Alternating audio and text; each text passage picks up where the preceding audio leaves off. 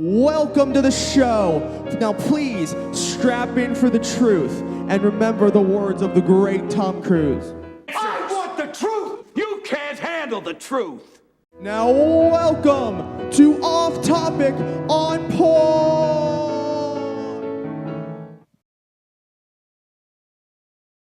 Good morning, good afternoon, and good evening to everyone out there in OTOP land. It's Russell and James back again for another double header episode. It's been a few weeks since that's actually happened. And so, James, how are things going for you today? A lot better, thanks. I think I just need to take a break and just kind of rest and recuperate. It's been a long year Really? in OTOP land. Yeah, and we're not even all the way through it. So Right. it has been. Well, of course, we a month or so ago, we actually did cross the 1 year threshold for the OTOP podcast, and so that was a milestone. Yeah. And yeah, it's been kind of a busy year, but that's neither here nor there. I guess that's not what we're talking about tonight. But what we are talking about, first of all, I wanted to just apologize to everybody. Last week we had a missing episode, and so of course we're picking it up again this week. You know, I was out for 3 weeks, and I was really out for 2. I was back last week, but because of circumstances surrounding the fact that I was out, I wasn't able to come in. And so anyway, just through certain things that were unforeseen, we were not able to get the podcast episode out last week. Probably should have come on and at least put a small announcement on explaining that. And I just didn't think about even that being done until sometime later in the week. So my apologies, our apologies for that. And James, you have anything to say on that? Yeah. Yeah. Hopefully we'll make it up to you, folks. We appreciate your hopefully patience. so. Yeah. So for tonight, James, you and I were talking about, and I'm interested in hearing your perspective completely on this, that Iran declared victory. Yes. Yeah. This Wow, is news. who would have thunk it? Right. We did, it's a good thing they know that, but it's too bad that President Trump apparently doesn't know that, or the Secretary of War, Pete Hegseth. No one in America seems to know this, but Iran knows this. They've won. Yeah. So all we have to do now is just accept the fact that Iran won and go ahead and end the war. Now, that's interesting to me because if you won the war, you don't have to negotiate anything because you've won. So this is more disinformation from the Iranian government. They're masters at manipulation. Yeah, and manipulation is tied closely to the lying that they are taught to do as a function of their theology. So Yeah.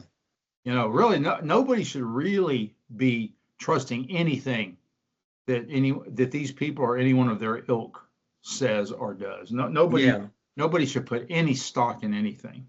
Oh, absolutely. Because, I'm glad you mentioned that about their theology, because believe it or not, the Quran does say it is allowable to lie to your enemy. Yeah. Deceit is allowable. It's not haram.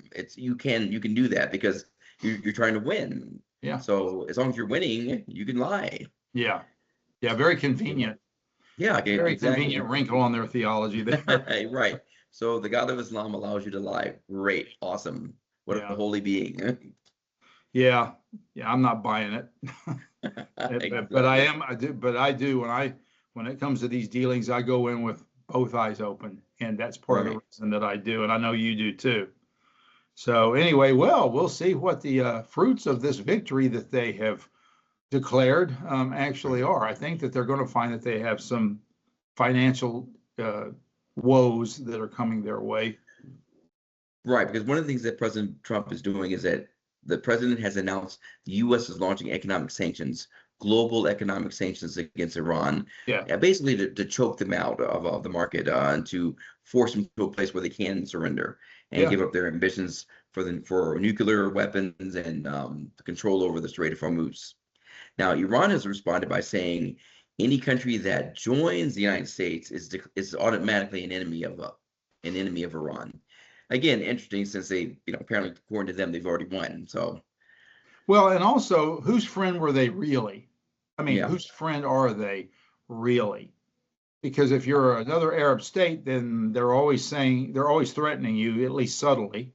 You better conform to what we do or else. And then if you're anybody else, including China and all, if they had the opportunity to go in and put in mosques and take over that culture and that society and make everybody Muslim and build mosques up on the highest points of every community and all, you better believe they would do it.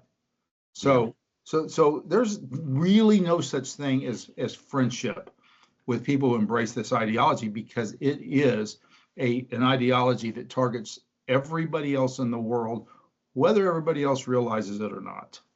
Yeah, exactly. Well, now I heard something this weekend from one of the pastors at where we attend. He was mentioning something that in the Bible, we do see biblical Persia and biblical Russia mentioned as far as the end times. Whenever that takes place, the tribulation, these countries coming together against Israel. So, so at least in some way, form, or fashion, Iran will survive this war, and of course, America will also. So, the point this particular pastor is making is that, but God wins ultimately. Well, yeah, I mean, we know that. Here's the thing. Yeah. Here's the thing, and this is just my take on it.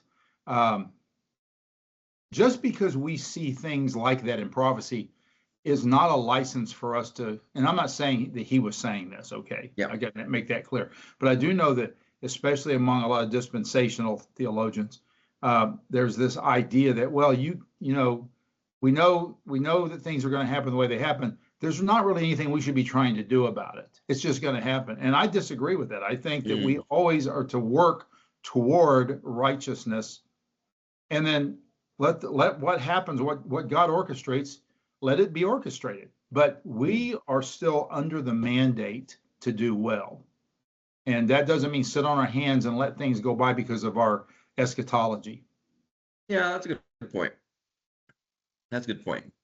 Yeah, this is why covenant theologians look at dispensationalists and say, "Well, y'all are just looking for an escape hatch." And I don't agree with that, but that's the way it does come across. And I've actually been to a conference or two that was pre-tribulational in its orientation, and hear some of the guys talk. It sounds like that's what their perspective is. That you can't stop it. That the end times are going to unfold the way it's going to unfold. There's nothing you can do to stop it. And so you shouldn't support any particular party. You shouldn't support any particular candidate, because what's going to happen is going to happen. And it's almost fatalism. It's almost fatalism remade. Que sera, sera. It's going to happen. So we should just respect the fact that it's going to happen and let the chips fall where they may. Well, I can just sit around and do nothing and let that happen, but that's not what we're told to do. That's not what our mandate is. So, I mean, the gospel still has to go forth. The gospel has to go forth. Yeah, we have to vote for good, strong candidates. We have to support good policies. We don't want rogue nations like Iran to develop a nuclear weapon to destroy people and kill innocent people. Oh, well, it's going to happen anyway. Well, wait a second. What if you were that person who's going to get killed? Wouldn't you want someone to stand by and say, hey, thou shalt not murder. Murder is wrong. Do something. I would. Yeah. Well, all right. So Iran declared victory. We'll see what comes of that. So shifting gears here, Mr. James Carville, who's been someone I've been kind of irritated with over the years, off and on, over the decades, really, has said some very interesting things lately. Has he not? Oh, yes, absolutely. And my favorite Cajun. See, I'm from Louisiana, so I know you are. This Woo boy. Ooh, boy, yeah, James Carville. Yeah, he's something else. Yeah, exactly. The not so nice Cajun. We like the nice Cajun. He's not Doug Kershaw, right? Right, exactly. But then again, who is? Well, there you go. You're right. Yeah. Now think about, I'm glad you mentioned James Carville. He's not Justin Wilson. Yeah. Oh, yes. Okay. I'll stop now. We love Justin Wilson. Yes, we do. The thing about James Carville is that he's a Democratic a strategist. He's been heavily involved in the Bill Clinton campaign, and he's been around the block for a very long time. he absolutely hates Bernie Sanders because Bernie Sanders is a socialist, and he founded the Democratic Socialists of America. So, and in fact, in recent days, James Carville has come out on record and says Bernie Sanders is the reason why Donald Trump is president today, because of this democratic socialist idea, these ideas that are driving people, American voters, to say, you know what, I'd rather vote for Trump than put up with this nonsense. Well, he may have some point there, because the Democrats were flying kind of high for a while there. And but the more this socialism and then this remaking of the social structure, the more it took on radicalization, the more it began to split the left. You know, Dr. Steve Turley, he makes a point that these kinds of things, they unite the right and they split the left. And when that happens, good things happen. And that's what happened in the last presidential election. Yeah. And despite what some of the polls are saying, by the way, the polls were wrong during the last presidential election. The polls were wrong the election before that. I think everybody just should stop looking at polls. They are left-leaning, and they're going to, for however they get to the results, they're always going to skew the numbers in favor of the left. Mm-hmm. So you can't really expect that, like, oh, there's going to be a blue wave this coming midterm. Nobody knows that at all. It probably is not the case. There's no good reason to think that would happen. Yeah, they may. I mean, they'll probably pick up some seats, but maybe as far as is guaranteed that everything's gonna be flipped. But see, they could pick up seats and lose even more seats. Oh, absolutely. And so then they could have a net loss, and I tend to think that's probably what will happen. Yeah, because I think that the Democrats I think that they are banking that they got this in the bag. They're going to win. Donald Trump's popularity keeps on sinking, and more and more people are going to vote Democratic. But then again, you have James Carville saying, "Hey, if we don't get it together and get more moderate, more centrist, right, and we're going to lose." You know, bottom line, you know, people are not going to support the Democratic Party if they think they're voting for taking away gun rights or defunding cities and doing all these radical leftist things. Yeah, you know, there's a limit to even the Democrats. Yeah, surprisingly, yeah. But I got to tell you, even if you remove the Democrat socialists, and I have no love for them at all, but if you remove them, what you have left is still not all that lovely. But at least you've got some levels of common sense that are being exercised. You know, we've mentioned this before, and I'll just go back to the guy from Pennsilvania, and I don't know why, but every time I go John Fetterman. John Fetterman. I remember his name until I get on the podcast, and then it goes out of my head. But John Fetterman, I mean, he says what sound like good things, but then he just gets in there and votes. He just votes like he always does. So what good does it make? What good does it do for people to say stuff? But and so I don't know about Fetterman, but when it comes to guys like Bill Maher is pretty serious about the whole Israel issue as a Jewish man himself. I really think he means exactly what he's saying, and I do think the raging Cajun there from Louisiana, I do think James Carville means what he's saying also, and so it is with other people as well. Yeah. So, you know, kind of connected to this, James, why don't we kind of give people a breakdown here as to what the DSA, the Democratic Socialists of America, actually believe, for those people who aren't that familiar, because this isn't just like a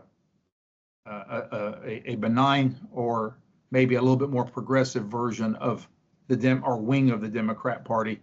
This is an entirely different thing that has infiltrated. It's infected the Democrat Party. Would you agree with that?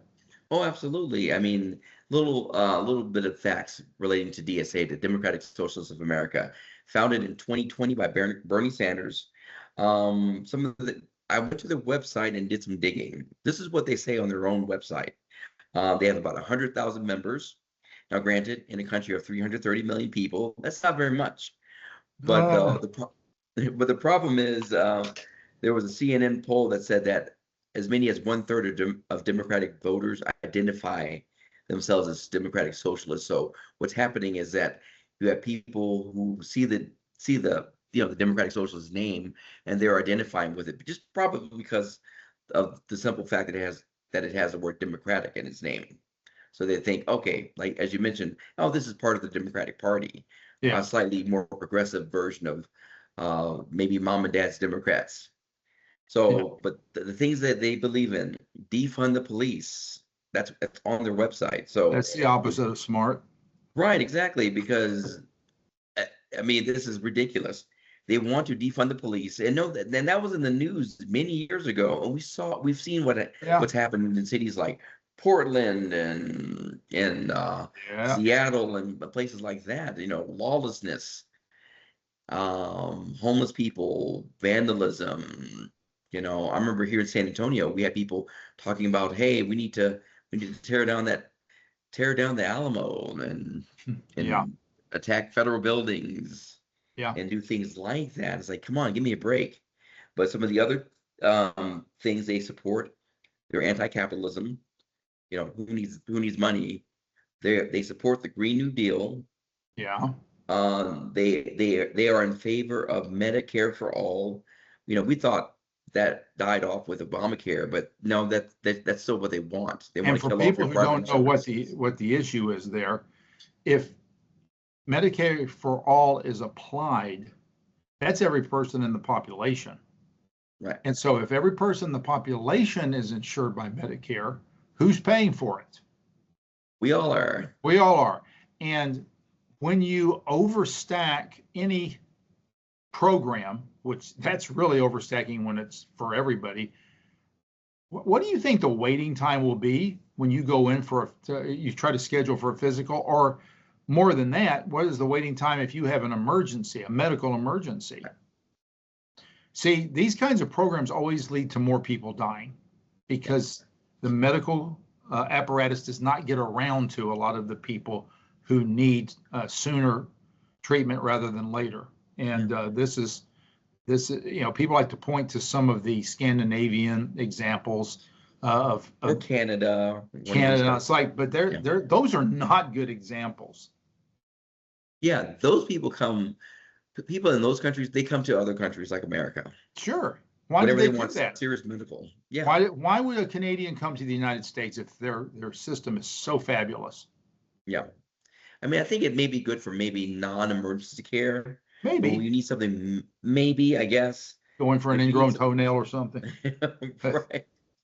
Sure, but if you're on the waiting list for a lung transplant, heart transplant, lung transplant, you're going to die. You're going to die before the government bureaucracy kind of kicks in, and that's just kind of ridiculous. Yeah, and that's not to make a joke out of it or make light of it, but the fact of the matter is, people very foolishly go, "Oh, that sounds good." Okay, it's free. If it sounds good to your ears and you don't know anything about it, and or should know you don't know anything about it, you really need to, folks, you really need to start cultivating the habit of saying, wait a minute, maybe I better question this first. Right. Because how does it work? So many of these decisions that people, they vote for the left and then they just sit back, ha, we did it. And they don't understand when this tidal wave of stuff comes in their direction that deconstructs their lives. You voted for this. The people in New York are finding that out right now. Right, with Mayor Mandani. I mean, what good is it doing them though? I mean, because he's still there, he's still mayor, and he's still doing his idiotic stuff. But they were gonna show the world, and boy, they sure did. You showed us that you don't know what you're doing. Yeah. You don't know what the issues are. You don't know how truth works. If you did, you would be making decisions based on that, not on the fact that your Democrat Party team won or whatever. Yeah. So, you get a D. Voters, you get a D. That's right. You vote D, you get one. You got it, brother. Yeah. Oh, the other thing was they are huge supporters of religious socialism. They support liberation theology.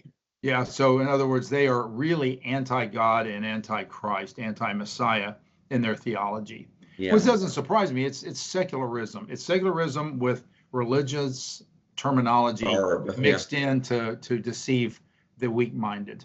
Yeah. What do you, hey, Russell, could you give our viewers a little bit of a taste of, or maybe explain what exactly liberation theology is, so that people can kind of wrap their minds around that? Yeah, I mean, just very briefly, it goes liberation theology, Christian quote unquote liberation theology, takes the teachings of Jesus and socializes it, and so the gospel is nothing. The gospel's tossed out. So when we go to 1 Corinthians chapter 15, 1-4, when Paul's talking about, he's declaring the gospel to the readers there in Corinth. Mm-hmm. And he delivered to them, first of all, that which he also received, how the Messiah died for our sins according to the scriptures and was buried and rose again the third day according to the scriptures, and so forth. That stuff is irrelevant, and that gets pretty much expunged. But what they look at are the red letters of the Gospels and what Jesus said. And then from that, they selectively extract what they think will support their radicalism. So they'll go to things like, or they'll go to passages, maybe even in Paul's letters or something, where it talks about, or in Luke's, the book of Acts, where it talks about people selling everything, people having all things in common. Mm-hmm. And they say, see, that's socialism. That's not socialism. These people were doing it because they had a gospel-oriented reason for doing it. Plus, they were under persecution, James. Mm-hmm. And so there's strength in coming together when you're under persecution. Yeah. But they also did this voluntarily. It was not foisted upon them by a bunch of ideologues who said, you will come together and have all things in common. And so that's one thing. The government didn't force them to redistribute their wealth. Yeah. That's different than giving. And then, so when it comes to things like, let's go back to the red letters of Jesus. When I say red letters, the things Jesus said that gets put in red letters in red letter Bibles, right? Yeah. So let's go to the parable of, which parable? Let's see here. Let's go to the parable of the prodigal son. Okay. So the parable of the prodigal son, and this is something that Tim Keller, who was, sorry everybody, but he was a leftist. Yeah, he may have been a nice, sensitive pastor, and I don't think he was a liberation theologian, but he was definitely a leftist. And so one of the things he taught, and I think that there's some truth to this, James, one of the things he taught was, when the prodigal son goes out, we have to remember that in this parable, he's aiming this parable at the Pharisees, which I think is right, because that was who his audience was. At least that was his primary audience. And so he's saying that the prodigal son, he goes to his father and he wants his inheritance early. And so he goes out and he squanders it, right? And he gets to a point where comes to the end of himself. And then when he comes back, the father welcomes him back. And then the son that stayed behind and kept his presence and his loyalty and I guess his service and all that intact, he gets affronted by this. And the father says, but you should be rejoicing with me. And the idea there is that the Pharisees are insensitive to those who God, through the gospel, is bringing back. Okay. And so while there is truth to that, the prodigal son narrative is not a good defense of something like socialism, because they got an inheritance, for one thing. Mm-hmm. Where did that inheritance come from?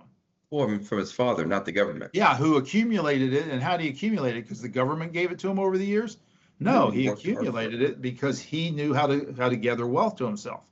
And so then he sends the son out with his inheritance, and the son goes out, and nothing the son does supports socialism, because basically he's living like a socialist. And what is he doing? Yeah. He's squandering the resources that are there. Someone else. Provided by someone else. And so when you get to the end of the other person's money, what happens? He's wallowing in the mire with the pigs. Now the other guy, the elder brother, he's upset about this, and from from a kingdom, from a cosmic standpoint, where if you understand that the Father is representative of God the Father, then that son should not be making accusation against the Father, right?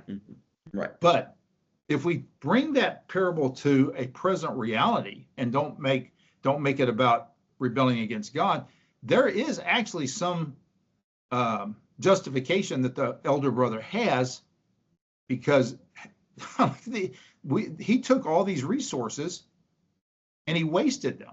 Now he should have been conciliatory and reconciling with his brother, no question about it. But he's raising, even if he's doing it in the wrong way, which I think the elder brother is, and that is part of the point of the parable, but he is raising real issues there that are legitimate. So anyway, we could go through all the parables that they like to appeal to. None of them. I noticed that they don't appeal to some of the smaller ones, like the woman who swept until she found the pearl of great price and so forth. Yeah, that's in Luke 15. Yeah, it's right next to the right. They don't say a lot about that one. Yeah, because it's all to them. It's about redistributing wealth. Thank you. Wealth, exactly. And the thing is, I love what you said about that. The parable of the prodigal son. That parable has nothing to do with money. No. He's talking about the kingdom. Right. Right. The younger brother was a sinner. He was one of the people that strayed from God and strayed from God's commandments. There's nothing to do with spending money. It's that they needed to, they needed to come back and repent and be reconciled with God. That's really the point, not about spending money or accumulating wealth. That was just part of the example. I think. Yeah. The liberation theologians, I think they missed the point on that. Plus, this is a Jewish rabbi talking to Jewish Pharisees about a Jewish issue amongst the Jewish people of the time. Yeah. And so it's like, look how you're treating your own Jewish people as part of what was going on there. Right. Yeah, exactly. So the bottom line is, as far as the DSA is concerned, they are more than welcome to use the Bible, religion, the teachings of Jesus to advance an agenda. And these people aren't even Christians. I mean, Bernie Sanders, I pray for him. He's Jewish, but he's not religious by his own admission.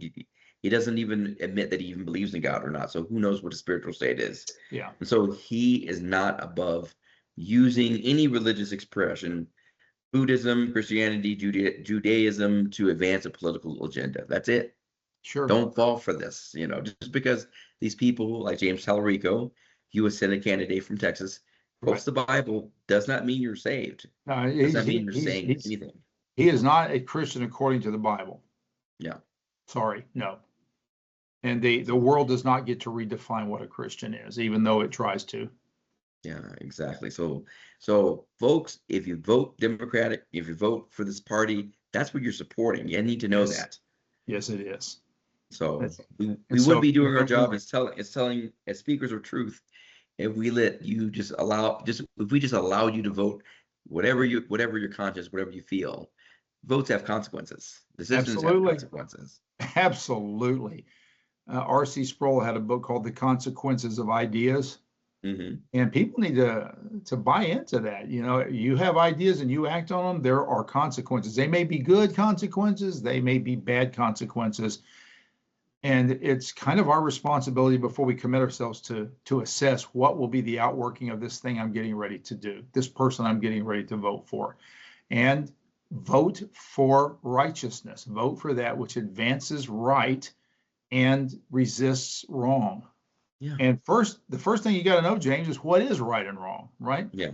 And so when people expunge God, when they toss him out, they just go by the dictates of their own mind, and they have no higher moral law or higher law at all other than human government. And then if they don't like it, then they try to get it changed. But the fallacy of that is that's not really a right. That's just that's a preference. And you get enough people together to push for your preference, and then you get the law passed on that. some years later, another group's going to come along and say, no, we don't like that, and they're going to deconstruct it. And so you didn't really create a right in that situation. You just created something that was preferred by some people and foisted upon everybody else. That's not a right. Yeah, that's the tyranny of democracy. Absolutely. Yeah, and we're not a democracy in America. No. We are a democratic republic. That's correct. Oh. And you know what? That is a good word, brother. And I think with that, we might want to just bring the podcast to a close for tonight. Good discussion, James. I want to remind everybody, if you like this podcast, and even if you don't, if you would like and comment and share and subscribe it, we would really appreciate it. And of course, I hope you do like it. We hope you like it. We would like to invite you to email us or to share your comments with us right here down below the screen here, and share with us not only what you think about the subject matter each week, but also what you think we should cover. If we want to give you a podcast that is relevant to you. So we would ask that you do that. Send us an email at otopnow@gmail.com. Or go ahead and just comment in the comment area. James, you have anything else? Yeah, I was going to ask you when you plan on declaring yourself for the WNBA draft, like I will. What do you think about Russell and I applying for women's basketball? We identify as women now. Pay us our contracts. I did play a little street ball back in the day, and I played City League for a short time. So I probably could, with a little practice, get in there and until I cripple myself, do something. But that would be funny. That would be funny if all the men just decided to join the WNBA. Yes, we're going to join. Yes, exactly. So you can't join unless you're a woman. Well, what is a woman? We identify. Yeah, I identify as a woman. Thanks to Matt Walsh, that has become the question of the century. All right, brother. Well, I guess that will wrap up another episode of Off Topic On Point. And so we'd like to remind everybody that you don't always have to be on topic in this podcast. You can be off topic. That's why we have the title. But while you're off topic, and even if you're off topic, always remember to be on point. All right, folks, y'all have a wonderful rest of your week. We will see you next time. God bless.